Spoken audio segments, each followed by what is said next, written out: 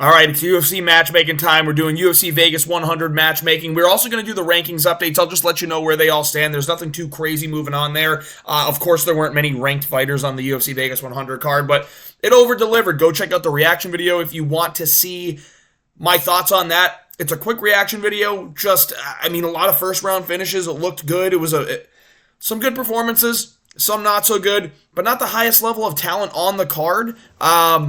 So I didn't take too much time on it. It's just that's how the fights went, and I'll give you if you want to check out the recap, you can check it out. But we're doing matchmaking in this video, and we are going to start with the Nightmare, Carlos Prates. Switching up on you. We're going camera in the bottom of the right screen. Carlos Prates, knockout over Neil Magny. Good performance, showed great takedown defense. This dude, he's a problem. Like, he's got the touch of death in his hands, bro. He's spinning people's heads back. He knocked Neil Magny with a goofy shot. It's Jeff Neal. He called out Jack Della Maddalena. Listen, I think Jack Della Maddalena is one fight away from a title, and I think JDM versus Carlos Prates would be a great fight. But I think Prates has to step his way up the rankings a little bit more. Just let's give him a Jeff Neal fight. These guys are on similar time frames. I'm willing to bet that Jack Della Maddalena will go fight in Australia, or is going to fight in Australia, and he's going to end up getting like an Usman or maybe a Leon Edwards or a Sean Brady. Like, he's going to get one of the bigger names. Ian Gary's fighting Joaquin Buckley, but the way the welterweight division's looking, it looks like every one of those top 7 are going to be matched up with each other. It's going to leave the 8 through 15 guys, and I think Jeff Neal and Carlos Prates is a great matchup. This is going to be on the feet. Southpaw versus Southpaw. Jeff Neal fights much better against Southpaws. Carlos Prates is one of the most dangerous guys in the division. Jeff Neal has crazy power, great boxing. This is going to stay on the feet. It's going to be a sick fight. Let's do Prates versus Jeff Neal, and let's make this the main event of a fight night in February. I think it's a great card to make, and I think both of these guys can turn around. You can do the main event of a fight night in January, too. You can turn around and fight.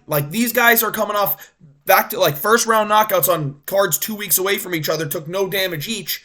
I also wouldn't hate to see this as a feature fight or a fight on the main card of the UFC 312 Australia card. I don't hate it as well. If you're not going to do a title on that card because it's not going to be Strickland versus Duplessis, why not just load it with great fights, and it'll be a good enough pay-per-view anyway. So I think Prates versus Jeff Neal is a great fight. I'm saying either main card of the UFC 312 pay-per-view, feature fight or lower, or main event of a fight night in January. I think it would be great. Moving on, Neil Magny took a loss. It's hard to find people that Neil Magny hasn't fought yet, if I'm being honest, and obviously it's not going to be anyone up in the top of the rankings. He hasn't fought Kevin Holland yet. I would love to see a Kevin Holland fight. These guys are coming off a little bit of a losing streak here. They both lost back-to-back. Magny's going to need a little bit of time after getting knocked out back-to-back. Kevin Holland just had a rib injury, so he's going to have to take some time. I say if you look at the March time frame, you put this fight as the co-main event of a UFC fight night in front of a crowd, I think it's a good fight. You do Magny, you do Kevin Holland, two guys that have names, two guys that have been pretty much right around that bottom of the ranking area or just outside it their whole career. Kevin Holland bounces up between middleweight and welterweight. Neil Magny is one of those guys he hasn't fought yet. I think this matchup makes all the sense in the world. And we're going to move on to Renier de Ridder. Underwhelming performance. Proves that ONE FC is garbage. This guy doesn't deserve a ranked opponent. I don't think this guy ever makes it to the top 15. Let's see what he does against Rodolfo Vieira. I think this is a pretty good fight to make. Two primarily strong grapplers. But I think Rodolfo Vieira's just got more finishing potential in the grappling than... Listen, Gerald Mearshart has great finishing potential. But I think Rodolfo Vieira's jiu-jitsu is actually better, so I think this would be a really good fight. Really finds out where Renier de Ridder's grappling is. We saw it is very good. He got the submission over Gerald Mearshart, but I'd be interested to see how it happens, or how he does over a guy like Rodolfo Vieira. I don't think Renier de Ridder has done anything to warrant like a top fight. So you give him another fight. If he walks through and ends up finishing Rodolfo Vieira, then we can start looking at the rankings. But until I see something like that, just because he came over from one championship and was a double champ, doesn't mean he's ranked worthy. We know he's not. We just saw him go life and death with Gerald Mearshart. So I'm giving him the Rodolfo Vieira matchup. Let's look at this in around the March time frame. prelims of a pay-per-view, the 313 pay-per-view or something like that, I think would be pretty good. Or on a fight night. You can put it as the main card opener of a fight night. These guys will sell a little bit. Renier de Ritter, obviously, being the double champ, Rodolfo Vieira. The hardcores know how talented he is, so you can put that as the main card opener of a fight night in, like, March. Moving on, Gerald Meerschaert, Armen Petrosian. Both got finished. Both are going to need a little bit of time off. I think both can really realistically look to fight again around that March-April time frame on a fight night. You do this, you can probably put it on the main card at this point, even though I don't know that it deserves it. But listen, Armen Petrosian fought on the main card of UFC 308. He can fight on the main card of another fight night. Gerald Meerschaert is always on the main card of fight nights. You can just put him on the main card of a fight night. This is a decent matchup. Haven't seen these guys fight each other yet, so, or at least I don't think so. Gerald Meerschaert's also one of those guys that have just fought everyone, so he's hard to match up.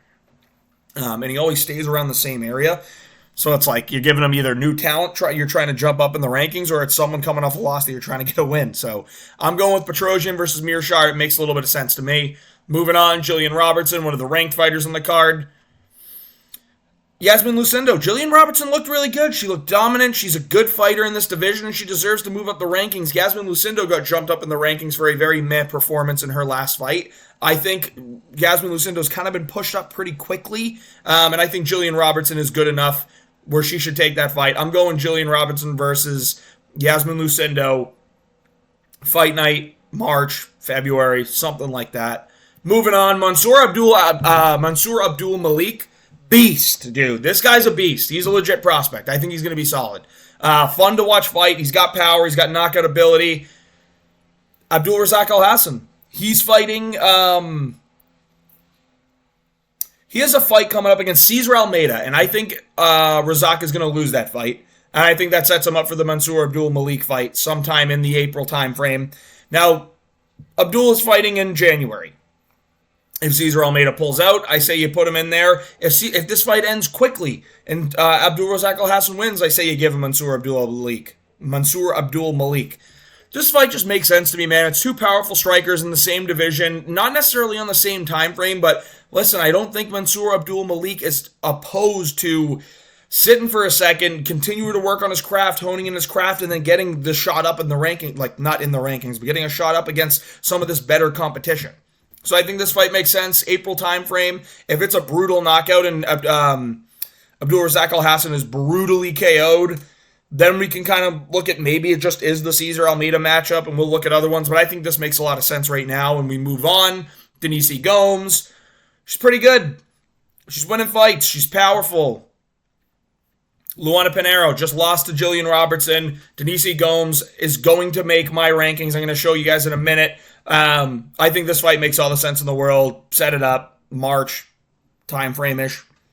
That's all I really got to say. Zaleski dos Santos first round knockout looked good. Powerful shots.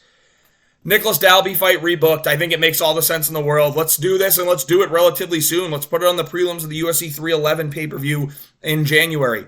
Makes all the sense in the world to me. These guys are very similarly ranked, and I'm actually very intrigued to see this fight, so I say rebook it.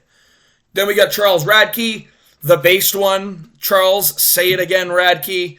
Give him Mike Malott. Fuck it, dude. The only guy that I've seen him lost to recently is Carlos Prates, who's fucking losing to everybody. Mike Malott showed me a shit performance in his last fight. Let's make this one happen. Charles Radke, Mike Malott, no matter what happens, this is what you're going to get. Mike Malott hyping up the Canadian, like you do this in Canada. Mike Malott's going to hype up the Canadian crowd if he wins, and it's going to be a good little fan moment. Or Radke's going to win. He's going to call them all. He's going to say it again. Like, Radke will say it again if he's in Canada. He'll call the Canadian crowd it. It'll be fun. It'll be a moment. Radke versus Malott makes all the sense in the world. Damone Blackshear, one of the more exciting fights that I was privileged with making. I think Damone Blackshear is really good, man. He got starched by Montel Jackson, but he showed us how good he is in this fight against Cody Stamann, who isn't a slouch. He's no stud, but he's not a slouch.